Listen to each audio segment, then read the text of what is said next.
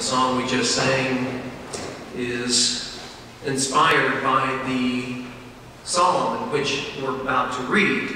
That song has become one of my favorites because it reminds me of so much of my own faith journey, of asking questions why, of why things happen the way they do, of suffering that seems anything but redemptive. Hear these words of the psalmist as he asks the same questions. My God, why have you forsaken me? Why are you so far from helping me? From the words of my groaning. Oh my God, I cry by day, but you do not answer. And I cry by night, but find no rest. All who see me mock at me. They make mouths at me, they shake their heads. They say, commit your cause to the Lord, let God deliver. Let God rescue the one in whom God delights. Yet it was you, O God, who took me from the womb, who kept me safe on my mother's breast. On you I was cast from my birth, and since my mother bore me, you have been my God. Do not be far from me, for trouble is near, and there is no one to help. I am poured out like water. All my bones are out of joint. My heart is like wax. It is melted within my breast. My mouth is dried up like a potsherd. My tongue sticks to my jaws. And you, my God, lay me down in the dust of death. May God add God's blessing to our understanding of these words for us today.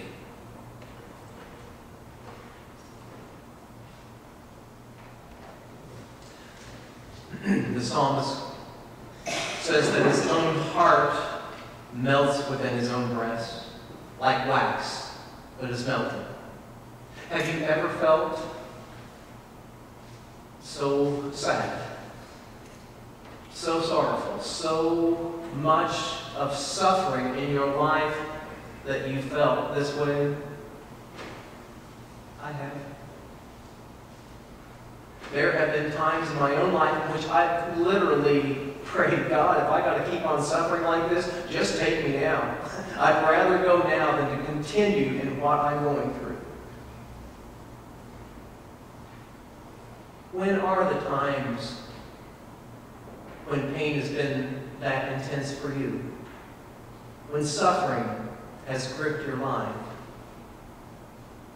Is it when loved ones have been sick? Is it when you yourself have been sick? Or maybe a loved one died? Or maybe it's when the world itself, or our nation, or peoples elsewhere are in pain somewhere else, that a whole collection of people are suffering. Maybe it's times of oppression when you see injustice done to a particular group, whether in our society or a different society. Sometimes it just seems that our hearts melt. It seems like we can do nothing about it, that the world just is creating these circumstances in which all we can do is look at those circumstances. And maybe the best that we can do is simply pray. But what happens when prayers go unanswered? I've often heard people say, well, no prayer goes unanswered. Sometimes God just says no. Phooey. Phooey, I say to that.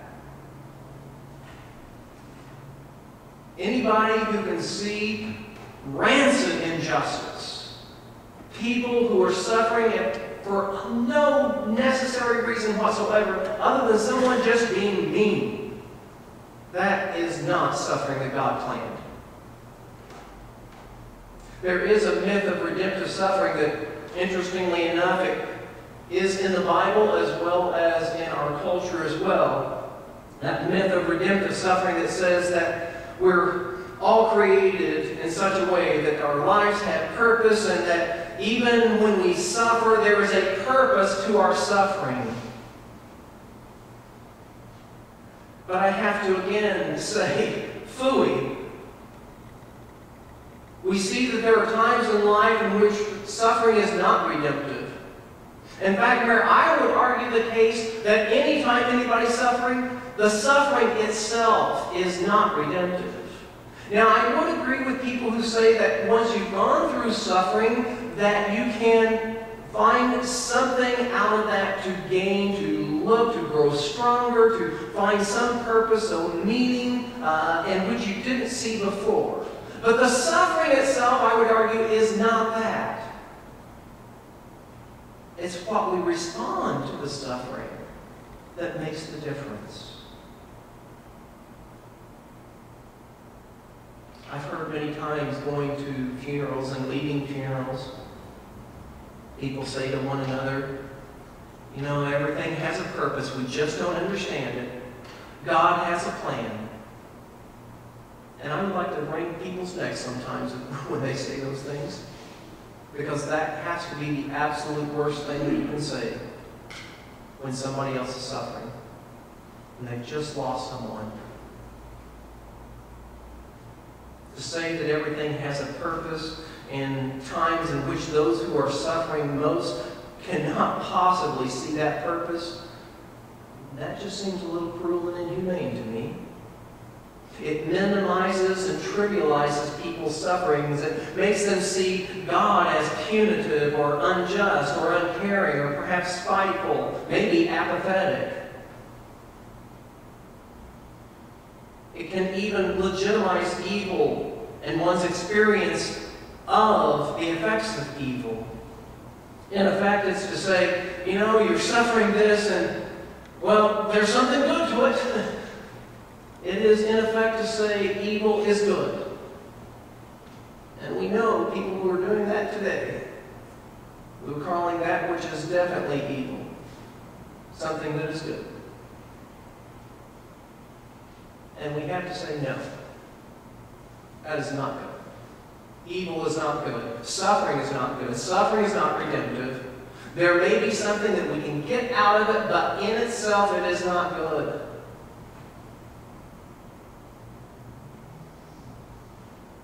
To say that something has a purpose when somebody else is suffering, that's coming from a privileged point of view, not experience what the other person is suffering. Sometimes people say, well, I've had the same experience. I've had that. Somebody in the church just recently told me that they had an attack of kidney stones, which I myself have suffered. Now, I don't want to say that I have any idea what that person themselves experienced in that, but I can say for myself, that was one of the times that I wished I was dead. It was that painful. And if anybody told me, you know, there's a reason for this, if I would have had the strength, I might have rejected my pacifistic ways. Because when you're suffering that much, there just is no reason that you can give. To say that something has a purpose when somebody else is suffering reveals a lack of empathy and compassion for them. It might soothe you as the person who's saying that, but for the experience of the sufferer, it can actually re-victimize or increase their sense of victimization. That not only am I suffering, but I can't even get any compassion for my friends. We know this experience even in the biblical text where Job rejects the notion in other parts of the Bible where it speaks of redemptive suffering. Job says, no, this suffering is not redemptive whatsoever. This is not right. This is not good in any sense of the word. His friends convinced him, or tried to convince him, they didn't do a very good job at it, that he was simply wrong and that he needed to repent of whatever it was that he had done that was wrong, that caused all this suffering. And Job said, no, sorry, I'm not going that way. And we find in the end that even God said to the friends, shame on you for speaking to your friend Job this way, because he was indeed the most righteous man living on earth at the time. There was no justice to it. So what do we do when our heart melts within us? Whether it be something that we experience or somebody that we love experiences, or whether it's something that the world experiences, it makes us sad. It makes us angry. It makes us wonder, what's the purpose of it all? What do we do when our hearts are melting? Well, I think what we do when our hearts are melted may be different than what we do when other people's hearts are melted. So I'm going to address the second part of that first. When other people's hearts are melted, I would encourage you to not talk, to simply listen. To listen to their story, to listen to their experience of pain. Secondly, I would say, don't judge them. Whatever it is that they say, have you ever been in pain, you said things that you wish you wouldn't have said? Been there, done that. Don't judge them for what they say. If you knew what they were going through, you might say something even worse. Maybe it's okay to admit that, yeah, I really don't understand what you're going through. And that's fine to say that. I don't understand what you're going through. But don't recommend solutions to them that have no efficacy. If you can't cure it, don't offer it. Encourage another person who is hurting by your presence and how you care for them, not by giving them advice. Just be there. Isn't it what you would want somebody else to do for you? And once we turn it back to ourselves, it's pretty easy. If we're hurting and we're suffering, we don't want somebody telling us all this advice. We just want them to be there with us and to share with us that experience, like, this really hurts. When others are hurting, we might want to walk with them, whatever that walk may be.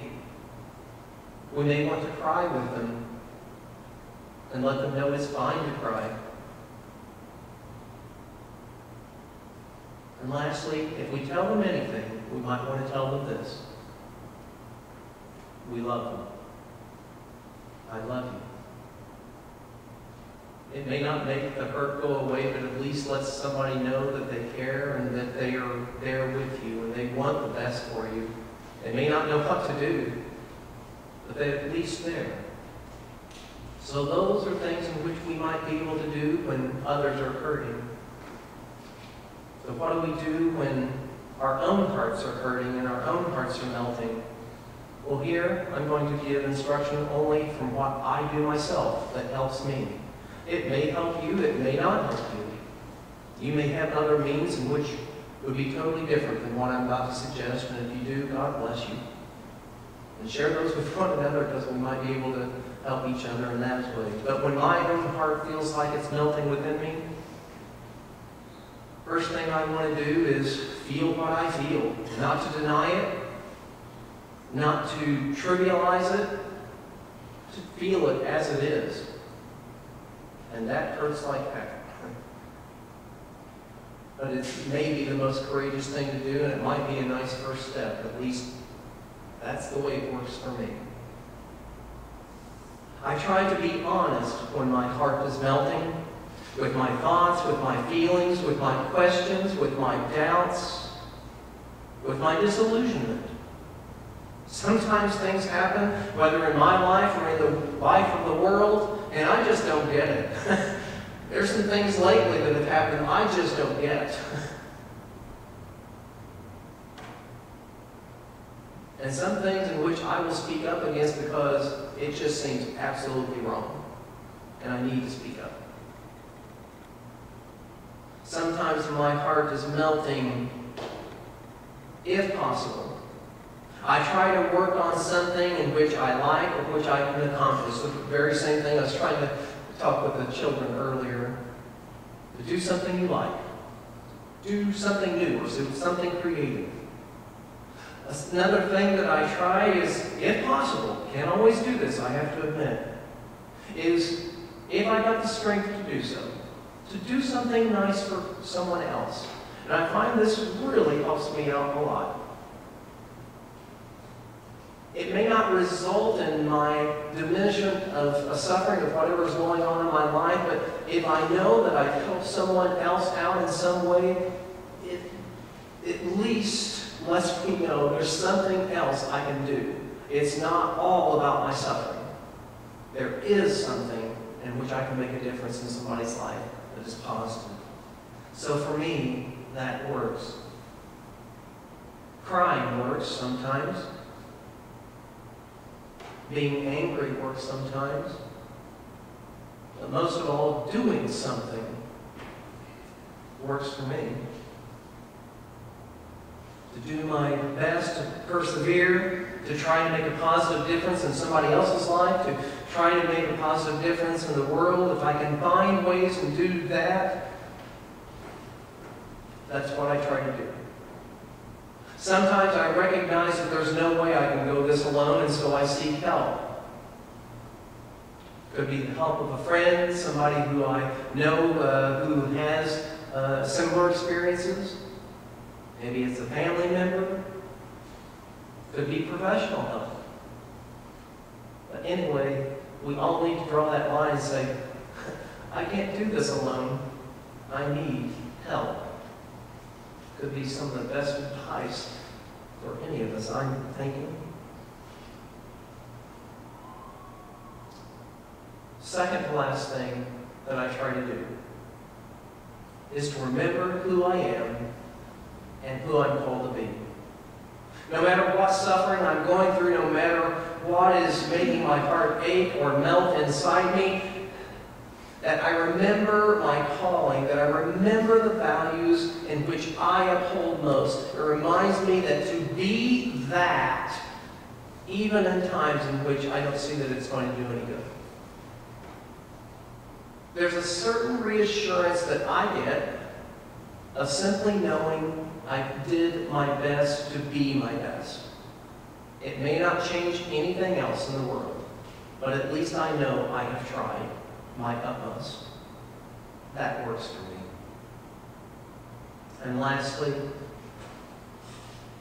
I think about that image of the psalmist who says that his heart becomes like wax, melting within his heart.